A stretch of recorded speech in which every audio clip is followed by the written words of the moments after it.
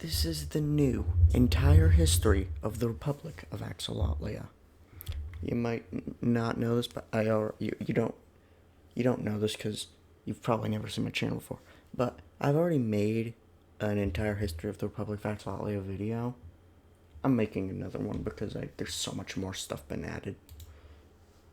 History of the name Axolotlia. Axolotlia is clearly named after the axolotl, the Mexican salamander. However, a few axolotls appeared in Lake Axolin in the year redacted.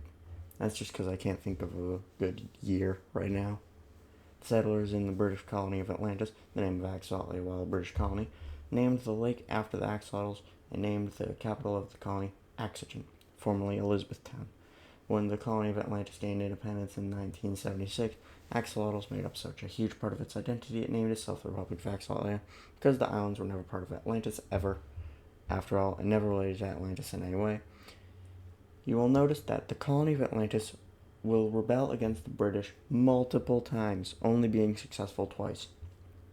The first time is short, strong, and only de facto independent. And the second time is what made the modern Republic of Axolotlia as we know it. Let's just skip that. And this.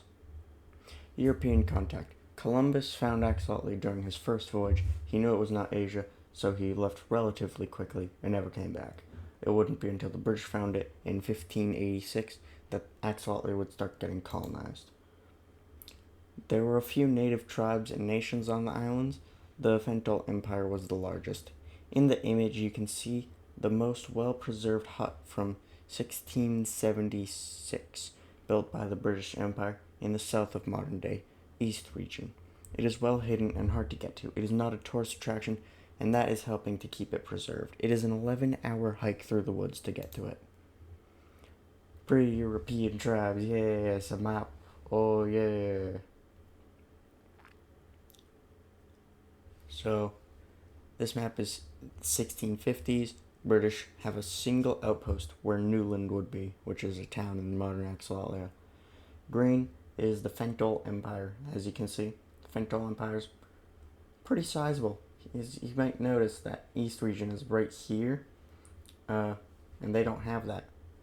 So green is Fental Empire, blue is the Braic Kingdom, which is where we get Bray from. Purple is the Lusinian tribes, which is where we get Lucin River from, and Lucinia. And then light blue is the South Fental tribe, and then yellow is Desert Nomads, United Desert Nomads. And all natives on the island spoke Fentalese. And then there's colonization beginning, 1652, British colonials start moving to Newland. They start fighting the Fental Empire. The Fentalese crush the British at first, but the British return with a military.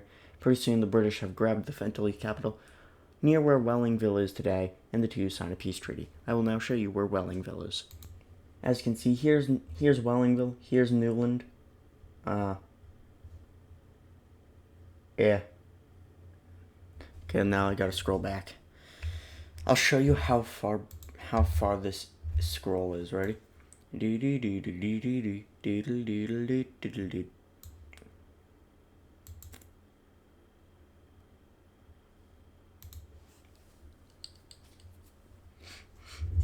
the two signed a peace treaty. The Fentalese migration out of their homelands affected the whole archipelago, and many others wars erupted. You can see why them moving south would impact a lot. Basically, chaos erupted throughout Axolotlia. The map is set to 1716. Red is Britain and all the colors the same. When the British Empire invaded the Fental Empire, the Fentalese migrated south. The South Fental tribe joined them. Braic Kingdom invaded their island, which means they got all of this.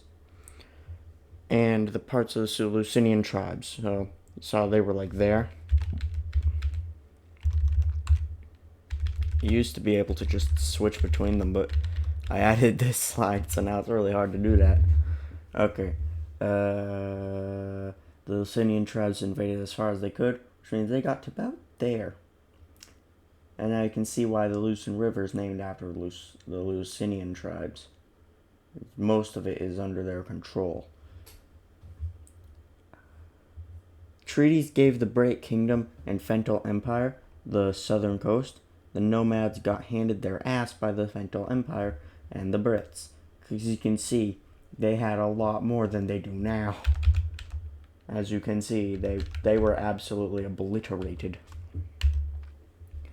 14 colonies. Axolotlia was the 14th colony during the U.S. Revolutionary War. Due to it being separated from the 13 in North America and being closer to Britain, it was crushed while the 13 succeeded.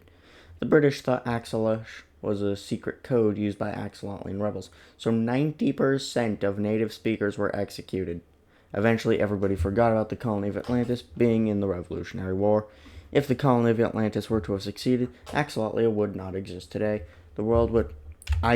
Why does that happen? Like, I don't even click. It's happened in a previous video. I don't click my mouse, and then, boom, it goes like that. As if I was clicking, when I wasn't. What the... It's ridiculous. The world would have been a completely different place due to the weaker Britain, stronger USA, and large American North Atlantic island. Okay, next.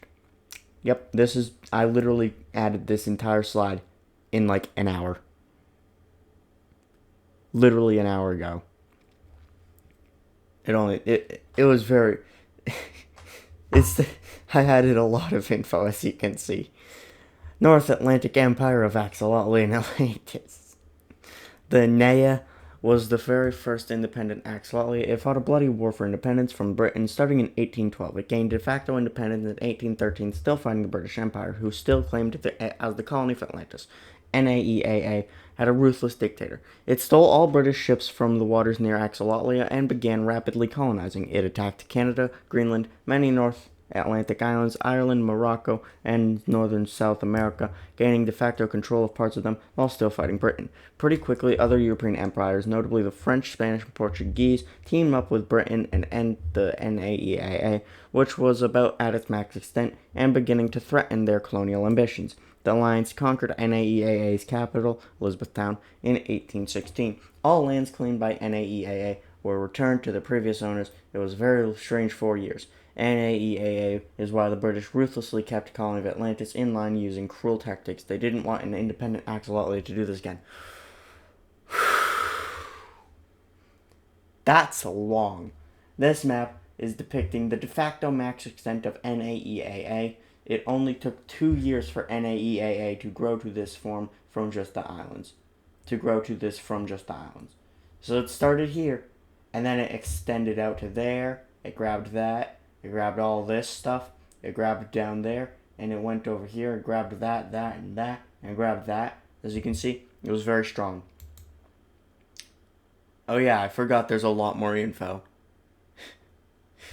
Axolotlia during the World Wars. The colony of Atlantis played a sizable part in the World Wars. Not only did the Brits use Atlanteans as disposable meat shields in World War II, but the Allies in general used the colony of Atlantis as a mid-Atlantic base. In World War I, Axolotlians revolted against the British Empire with hopes of gaining independence, or at least getting invaded by other allies to get a new colonizer. Yes, they wanted to be invaded because they hated the British that badly. Like the French or Americans.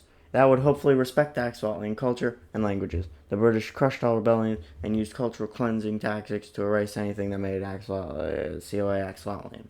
In World War II, colony of Atlantis again revolted. The British were busy and the Allies were also busy, so Axolotlian still got crushed. The Allies wouldn't let the strategic location revolt, and the single division of Nazis got past Allied defenses and named it Cactus Hilera Sertala. The Axolotlian rebellion, and they destroyed the Nazis in colony of Atlantis. Yeah, this video I'm tired. There's so much, and the rest of this I'm not gonna read because it's already been extensively covered throughout the rest of the channel. Have a good day. I am not, I repeat, not going to be making the subtitles for this video. I'm just not doing it. Not period. You're just gonna have to deal with it if you're deaf.